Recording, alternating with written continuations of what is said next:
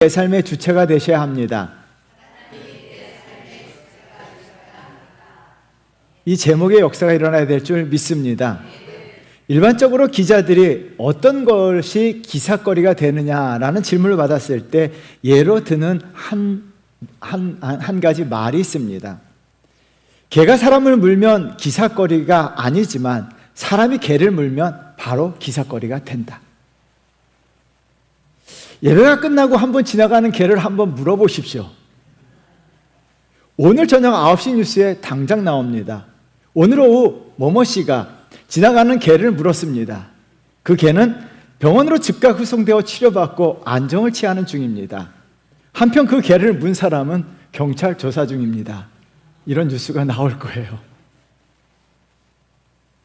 왜 이런 뉴스가 나올까요? 개가 사람을 무는 것은 흔한 일이지만 사람이 개를 무는 것은 기이한 일이라고 생각하기 때문이에요. 여러분, 근데 무는 행위는 동일합니다. 개가 사람을 물든 사람이 개를 물든 무는 행위는 동일합니다. 그런데 개가 사람을 물면은 일상적인 일이고 사람이 개를 물면 기이한 일이라고 합니다. 왜 그럴까요? 사람이 개 좀 물면 좀 안 되나요? 인간 중심적인 사고 때문입니다. 모든 생각은요, 인간 중심적이에요. 개의 입장에서 억울할 수밖에 없습니다. 인간 중심적 사고로 인해 나타나는 현상은 인간이 언제나 주체가 되고자 하는 열망입니다. 그래서 모든 인간은 내가, 나를, 나, I, my, me, 나를 강조하죠. 내가 주체가 되어서 무언가 하려고 하고 내가 주체가 되어야 하지만 직성이 풀리는 거죠. 주체라는 말이 우리말 사전에 이렇게 나왔습니다. 사물의 작용이나 어떤 행동의 주가 되는 것. 모든 행동, 생각, 말, 주체가 내가 되는 거예요. 그러나 신앙생활을 한다는 것은요, 내가 주체가 되는 것이 아니라 창조주 하나님께서 내 삶의 주체가 되시는 것이 바른 신앙생활인 줄 믿습니다. 그래서 신앙생활을 하는 것은요, 내가 항상 객체가 되는 거예요. 내 삶의 주체는요, 하나님이세요. 내 삶의 주체는 예수 그리스도이십니다. 시인 보를레르가요 이렇게 기도를 했어요. 주여, 내가 저들과 똑같은 숫자의 하나가 아니라는 것을 증명하기 위해서 아름다운 시 한 줄을 쓰게 하소서.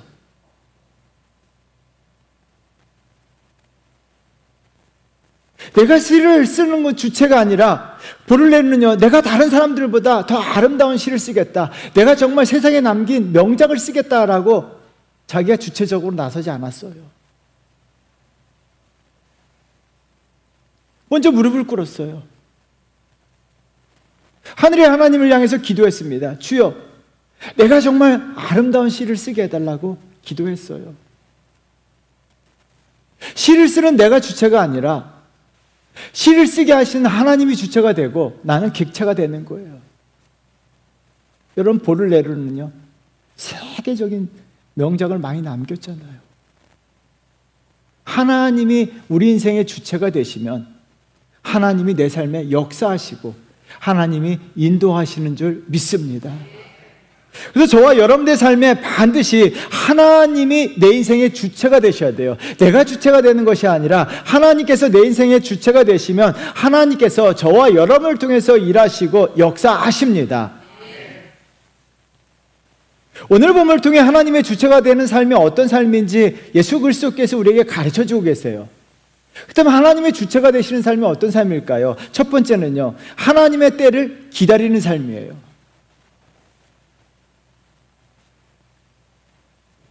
고 이혜령 선생이요, 80이 넘어서 어느 날 엄지 발톱을 깎다가 새끼 발가락을 보게 된 거예요.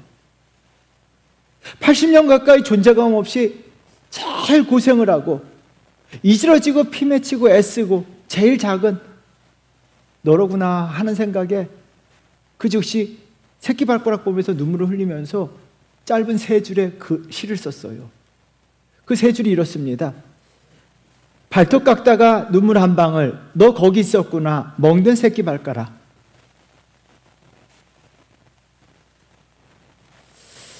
여러분, 새끼 발톱은요 80년 동안 아무도 알아주지 않았다는 거예요. 주인을 위해서 열심히 일했지만 이그러지고 찌그러지고 피가 들고 멍이 들고,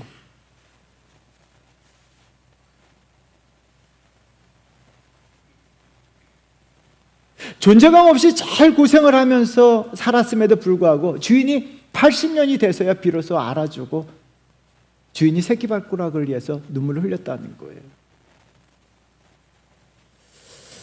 여러분, 80년 세월을 묵묵히 지냈다는 거예요. 주인이 알아주기만을 기다리면서, 자기 일을 하면서, 주인을 위해 살면서. 결국 주인이 그 고생을 알아주고 눈물 흘리게 되었습니다. 이 글을 읽고 저도 새끼 발가락을 만지면서 사랑한다, 고맙다 라고 인사했어요. 여러분, 집에 가셔서 새끼 발가락 만지시면서 사랑한다, 고맙다, 수고했다 한마디 해주는 것도 좋은 것 같아요. 그러면서 제가 그 앞에서 기도를 했습니다. 주님, 제가 주님 앞에 새끼 발가락이 되겠습니다.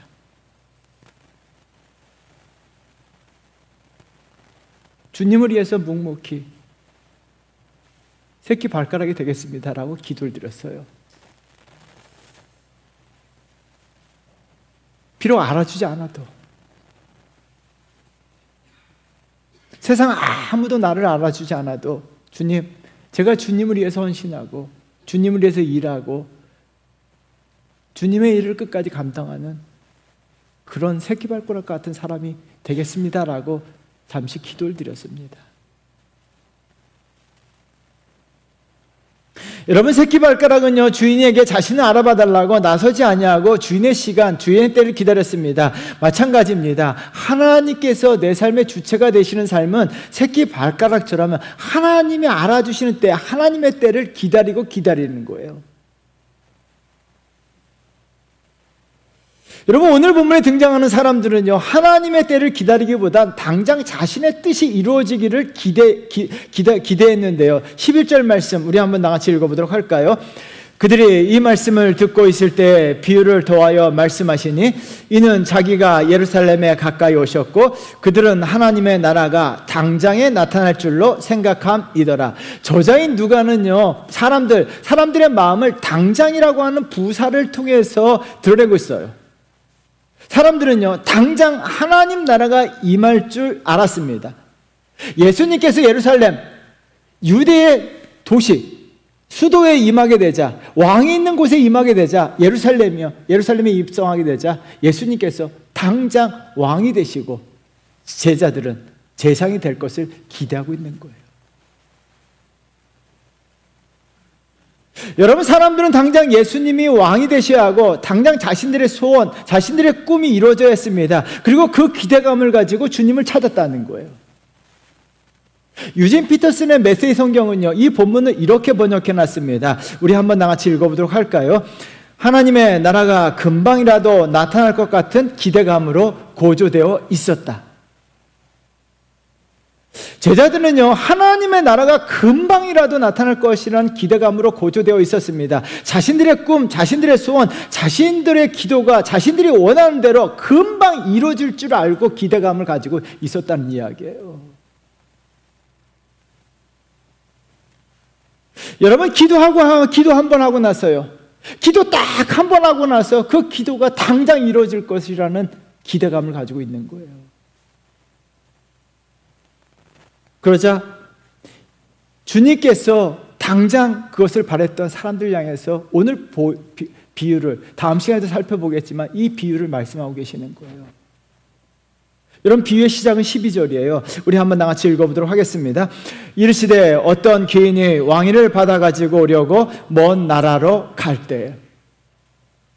귀인의 비유를 들고 계십니다. 이는 비유는 역사적 사실을 배경으로 하고 있는데요. 다시 유대는요, 예수님 당시 유대는요 로마의 식민지였어요.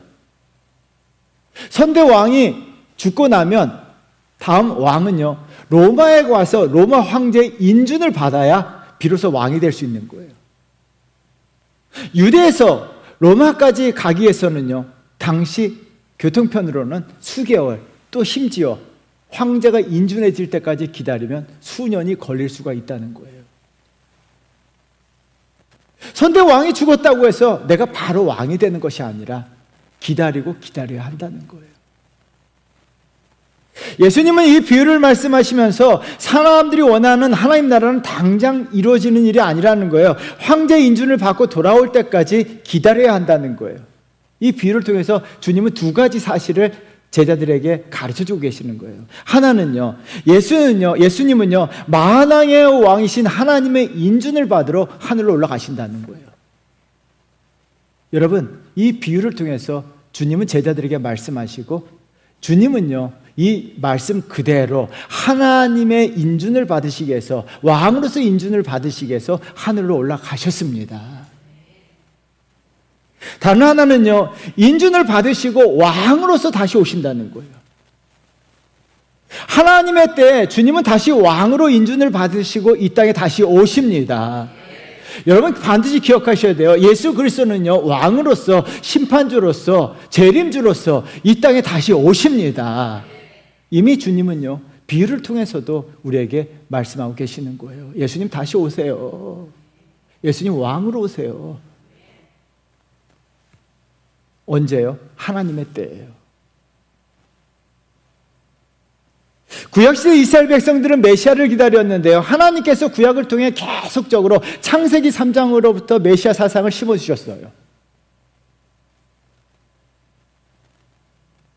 유대인들은요 자기 때 메시아가 당장 오기를 기다리고 소망했어요. 그러나 메시아는요 오랜 기다림 끝에 예수 그리스도께서 이 땅에 오셨죠. 언제? 하나님의 때. 그래서 갈라디아 4장 4절은 굉장히 중요합니다. 갈라디아 4장 우리 한번 큰 소리를 읽어보도록 하겠습니다. 때가 참에 하나님이 그 아들을 보내사 여자에게 나게 하시고 율법 아래에 나게 하신 것은, 여러분 갈라디아 4장 4절 때가 참에라고 이야기합니다. 하나님이 주체가 되셔서 하나님이 그 아들을 세상에 보내셨습니다. 하나님의 때에 하나님께서 그 아들을 보내셔서 이 땅의 구원자로 이 땅에 보내셨다는 거예요. 때가 차면요 하나님이 예수 그리스도를 심판주로서, 재림주로서 이 땅에 다시 보내십니다. 주님은 그 말씀을 하고 계시는 거예요. 하나님의 때에 주님이 다시 왕으로서 오신다는 거예요. 하나님의 때를 기다리는 거예요. 때가 찰 때까지, 하나님의 때에 될 때까지 하나님의 때가 있다는 거예요. 하나님의 때라는 거예요. 내가 당장 원한다고 하는 것이 아니라 하나님의 때에 예수 그리스도, 하나님 나라 예수 그리스도를 통해서 하나님 나라를 완성시키신다는 거예요. 모든 것이 마찬가지예요. 하나님이 내게 주신 은혜, 축복도 마찬가지입니다. 내 때는요 당장이에요. 내가 기도하고 나면 당장 그 기도가 응답받아야 돼요.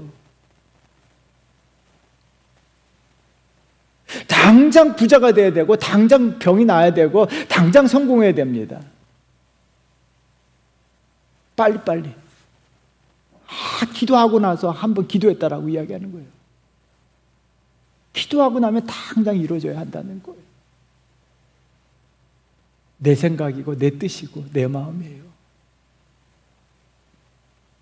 헤르만 헤세가 이런 말을 했습니다. 우리 한번 같이 읽어보도록 할까요? 될 수 있으면 충동으로 가득 찬 시대의 흐름에 저 영혼의 고요함으로 맞서자. 충동으로 가득한 시대, 충동으로 가득한 사회 속에 살고 있어요.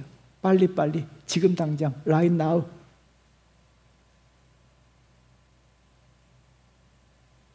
이런 시대 속에서, 이런 사회 속에서, 이런 사람들 가운데서 영혼의 고요함으로 맞서자라고 이야기합니다. 참 그리스도인들에게 던져주는 메시지인 것 같아요. 여러분 시편 기자는요 영혼의 고요함으로 충동의 흐름을 맞섰는데요. 시편 62편 1절이에요. 우리 한번 같이 우리 큰 소리를 읽어보도록 하겠습니다. 나의 영혼이 잠잠히 하나님만 바라며 나의 구원이 그에게서 나오는 도다. 다시 한번 고백해 볼까요? 여러분의 고백이 되어야 될 줄 믿습니다. 다시 한번 고백하겠습니다. 나의 영혼이 잠잠히 하나님만 바라며 나의 구원이 그에게서 나오는 도다. 할렐루야. 여러분, 나의 영혼이 잠잠히 하나님만 바라며 나의 영혼이 그에게서 나오는도다. 이 고백이, 이 노래가 저와 여러분의 고백, 저와 여러분의 노래가 되어야 할 줄 믿습니다. 잠잠히 하나님만 바라보고 있는다는 거예요. 하나님만 바라보면서 기도하면서 하나님만 바라보고 있는다는 거예요. 그러면 어떤 일이 벌어집니까? 하나님의 때에 하나님의 구원의 역사가 반드시 내 삶 가운데 이루어진다는 거예요.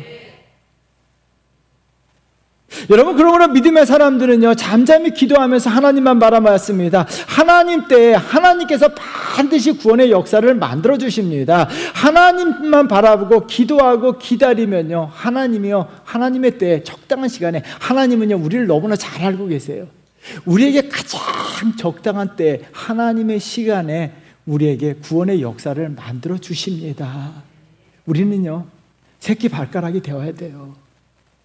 새끼 발가락이 되어서요, 묵묵히 주인을 위해서 기도하며 기다리며 살아가면요, 주인이신 하나님께서 우리를 알아봐 주시고 우리에게 구원의 역사를 만들어 가십니다. 사랑하는 성도 여러분, 우린 새끼 발가락이 돼서요, 오늘도 내일도 잠잠히 기도하면서 하나님만 바라보고 하나님의 때를 기다리십시오. 하나님은요, 자기 백성 저버리지 않으세요. 자기 백성이 필요한 것을 알고 계세요. 하나님의 때가 되면 하나님이 반드시 구원의 역사를 이루실 줄 믿습니다. 저와 여러분들, 하나님의 때를 바라보며 살아가는 아름다운 성도 되시기를 주의 이름으로 축원드립니다. 두 번째는요, 하나님이 원하시는 것을 추구하는 삶을 사셔야 합니다. 영어는 라틴어에서 나왔고, 그래서 라틴어가 굉장히 고어입니다. 라틴어는요, 고대 인도 유럽어에서 나왔습니다. 근데 영어 부정부사가 있어요. 노우나 난, not. 여러분 다 알고 계시죠? 이 부정부사가요, 밤에 흐르는 물의 모호함이라고 하는 개념에서 나왔는데요, 상고시대는요, 아주 오래전 상고시대는요, 이 밤을요, 깜깜한 밤을요, 어두운 바닷물이요, 어둡게 되면 바닷물도 까맣잖아요. 그 까만 물이 육지로 쫙 몰려와서 어둡게 되었다라고 인식했다는 거예요. 그래서 깜깜한 밤에 뭘 보았니? 라고 물어봤을 때 사람들은 물만 보았다라고 대답했다는 거예요. 이 물이라고 하는 단어가 NA, 영어로 표현하면 나예요. 그래서 그 나에서 노우가 나온 거예요. 낫이 나온 거고요. 그래서 물만 보았다라고 이야기하는 것은 아무것도 보았다라고 이야기합니다. 사람들은 밤에 나가면요, 뭘 보았니라고 이야기했을 때 들판에 나가서 아무것도 보지 못했다라고 이야기하는 거예요. 여러분, 깜깜한 밤이라도요, 볼 수 있는 것은 굉장히 많아요. 하늘에 달이 떠 있고요, 별이 떠 있고요, 희미하게나 사물을 볼 수가 있어요. 근데 사람들은 이야기하죠. 아무것도 보지 못했다. 뭘 봤니? 물어보면요, 본 거 없어. 여행 가서 뭘 봤니? 라고 이야기하면 별 거 없어. 이렇게 말하는 것 같아요. 왜요? 내가 원하는 것을 보지 못했기 때문이에요. 내가 원하는 것을 보았을 때 비로소 나 본 것을 이야기합니다. 내가 자기 자신이 원하는 것을 보지 못하면요, 아무것도 보지 못했다. No, not. 이라고 이야기해요. 여러분, 이스라엘 백성들도요, 자기 자신의 기준으로요, 하나님께서 많은 것을 주셨음에도 불구하고 아무것도 없다라고 이야기해요. 민수기 11장 6절 말씀, 우리 한번 다 같이 읽어볼까요? 이제는 우리의 기력이 다하여 이 만나 외에는 보이는 것이 아무것도 없도다 하니. 하나님은요, 하나님이 원하시는 이스라엘 백성들을 애굽에서 구원해 주셨어요. 그들의 간절한 기대와 소망이 무엇입니까? 애굽에서의 구원이었어요. 하나님은요, 여호와 하나님은요, 모세를 통해서 능력을 행하셔서 애굽에서 구원해 주셨습니다. 광야에 있을 때 반석에서 물을 내서 마시게 하셨습니다. 그들이 신발이나 의복이 40년 동안 헤어지지 않도록 지켜주셨습니다. 구름 기둥과 불 기둥으로 그들을 인도해 주셨습니다. 근데 이스라엘 백성들은 어떻게 합니까? 아무것도 없다.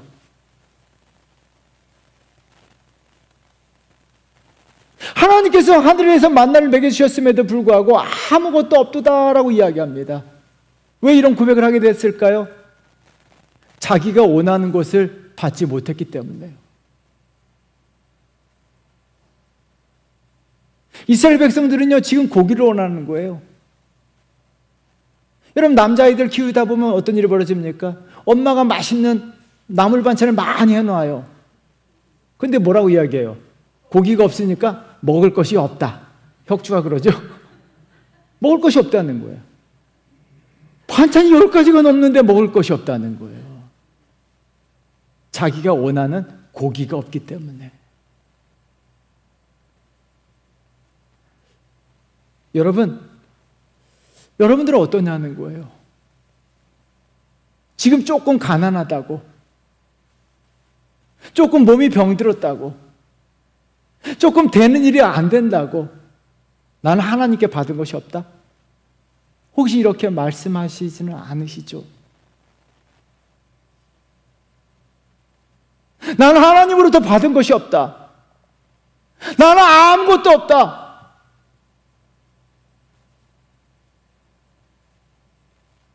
나는 아무것도 없다는 거예요.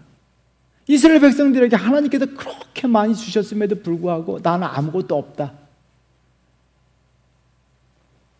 여러분, 하나님은 저와 여러분들에게 하나님이 원하시는 것, 하나님이 진정 원하시는 것을 이미 주셨습니다. 하나님이 저와 여러분들에게 원하시는 것은 구원입니다. 하나님께서 저와 여러분들에게 구원의 은혜를 이미 주셨습니다. 우리는 이미요, 하나님이 원하시는 것이 원하신 것, 하나님이 원하시는 것, 내가 원하는 것은 아니고요, 하나님이 원하시는 것을 이미 받았어요. 그렇다면 이스라엘 백성들 어떻게 합니까? 하나님이 원하시는 것을 이스라엘 백성들에게 주셨어요. 그렇다면 하나님이 원하시는 것을 받았다면 이제는 어떻게 살아야 되는 거예요? 하나님이 원하시는 것을 추구하며 살아야 되는 거예요. 여러분, 출애굽한 이스라엘 백성들에게 하나님이 원하시는 것은 한 가지였어요. 우리 한번 민수기 11장 3절 한번 보세요. 그들이 아무것도 없다라고 했던 그 바로 전절이에요. 우리 한번 크게 읽어보도록 하겠습니다.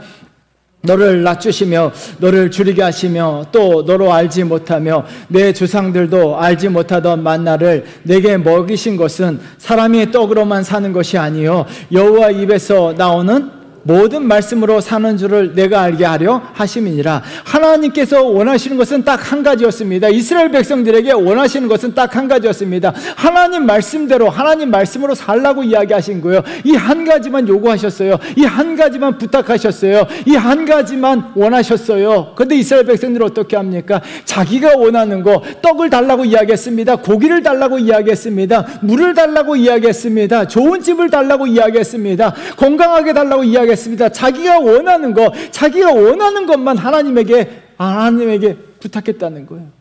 하나님이 원하시는 거 딱 한 가지. 하나님 말씀으로 살아가라. 하나님 말씀, 하나님 입에서 나오는 말씀으로 살라고 한 가지 얘기하셨음에도 불구하고 그 한 가지도 이스라엘 백성들은 들어주지 못했어요. 자기들이 원하는 것만 찾다가 그들의 인생이 허망하게 광야에서 끝났습니다. 여러분, 하나님의 주체가 되시는 삶은 하나님이 원하시는 것을 하는 삶이에요. 여러분, 이 사실을 믿으십니까? 오늘 본문에서도 사람들은 자신이 원하는 것을 추구했는데요. 14절 말씀 우리 한번 같이 읽어볼까요? 그런데 그 백성이 그를 미워하여 사자를 뒤로 보내어 이르되 우리는 이 사람이 우리의 왕됨을 원하지 아니하나이다 하였더라. 여러분, 이 말씀도 역사적 사실 속에서 나온 거예요. 헤롯 대왕이 유대 땅을 다스리다가 죽었어요. 그리고 세 아들에게 유대 땅을 분할해서 분봉왕이 되도록 만들어 주셨어요. 로마 황제의 인준을 받기 위해서 헤롯 대왕의 아들이었던 아켈라오가 로마의 인준을 받기 위해서 로마로 갔습니다. 근데 유대인들은요, 아켈라오를 너무 싫어해서, 미워해서 수십 명의 사절단을 보냈어요. 저 사람이 우리의 왕이 되지 않게 해달라고. 실제 역사 속에서요, 로마는 아켈라오의 통치권을 인정해 주지만 왕권은 주지 않았어요.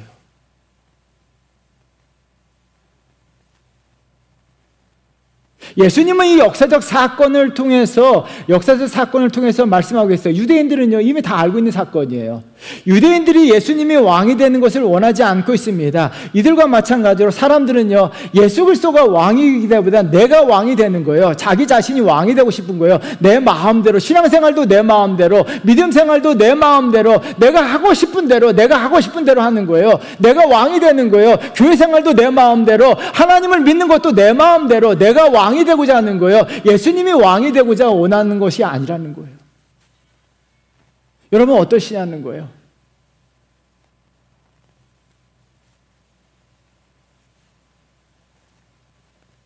여러분 자기가 하고 싶은 대로 자기 마음대로 하는 거.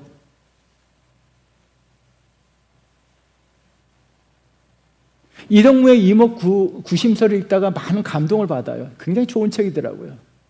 영종도 시대 실학자입니다. 이분이 수없이 많은 사람들을 만나보고 이런 한 줄의 문장을 남겨요. 우리 한번 같이 읽어보도록 할까요? 사람은 어렸을 때부터 해가 뜨면 일어나 망령된 말과 행동만 한다. 끝내 늙어 죽을 때까지 망이라는 한 글자로 평생을 마치고 만다. 아, 슬프다.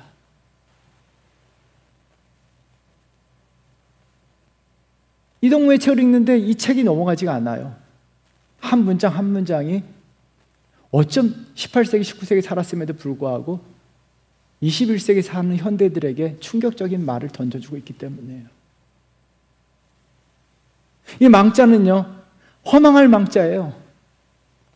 인간들은요, 자기 마음대로 살면 허망한 생각만 하고 허망한 행동만 하고 허망한 짓거리 하다가 인생 마지막까지 허망한 망자로 끝난다는 거예요.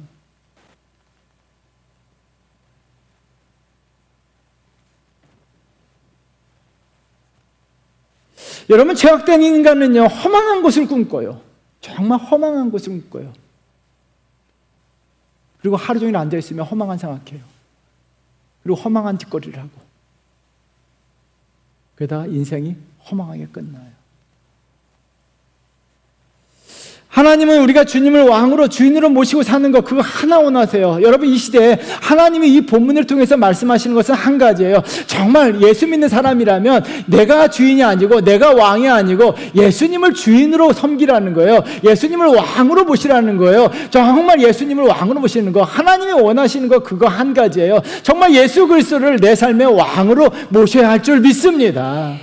왜요? 예수님을 주인으로 모시고 살면요, 내 인생이 허망하게 끝나지 않아요. 예수님은요, 내 인생이 허망하게 끝나도록 내버려 두지 않으십니다. 예수님은요, 저와 여러분들을요, 생명으로 인도하십니다. 진리로 인도하십니다. 영생으로 인도하십니다.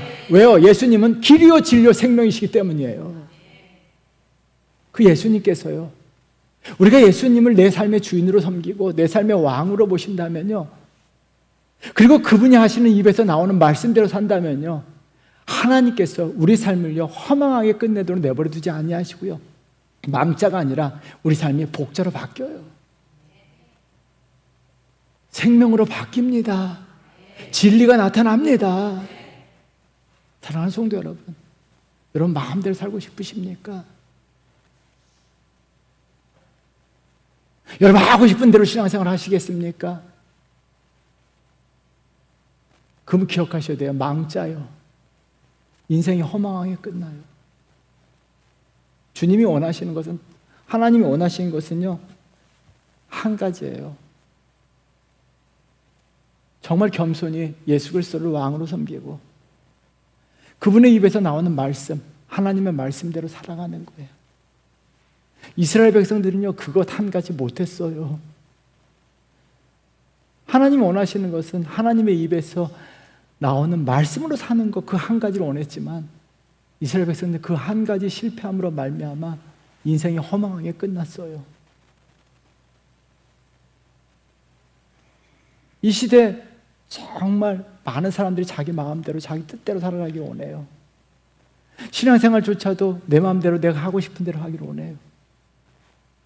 아니에요.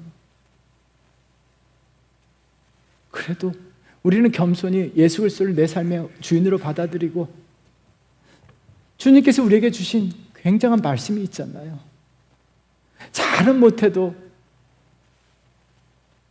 이 말씀대로, 주님의 입에서 나온 말씀대로 살려고 애쓰면 주님이 원하시는 거 그거 한 가지예요. 그러면 하나님께서 내 삶의 주체가 되셔서 내 삶을 인도하십니다.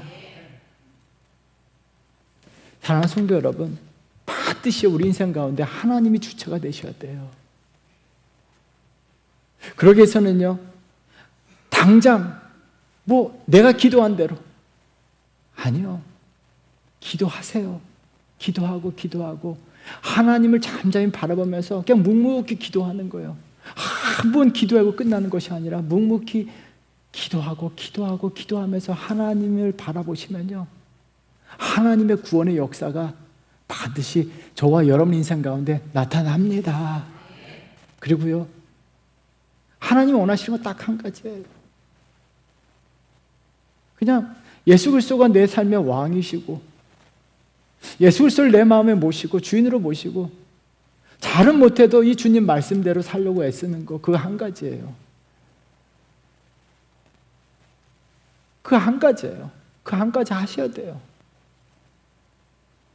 이스라엘 백성들 그 한 가지 하지 못함으로 말미암아 큰 실패를 맛봤어요. 자기들이 원하는 거 하나님에게 막 구하고 달라고 얘기했어요. 그들의 인생은 이덕무가 말하는 망자로 끝났어요. 설교 준비하면서 이 망자를 바라보면서 마음이 아팠어요. 혹시 우리 성도들 가운데 망자의 삶이 돼서는 안 된다는 생각이 들었어요. 여러분이 한 사람도 망자로 끝내서는 안 돼요. 주님이 원하시는 그 한 가지 우리 하며 살아요. 예수님을 나의 주인으로 섬기고 그 입에서 나오시는 말씀대로 살려고 애쓰신다면 우리는 망으로 끝나는 게 아니라 복으로 끝날 줄 믿습니다. 하나님이 인생의 주체가 되셔서 저와 여러분들을 인도하십니다. 이런 성도 되시기를 주의 이름으로 축원드립니다. 나의 영혼이 잠잠히 하나님만 바라보여. 이 찬양 한번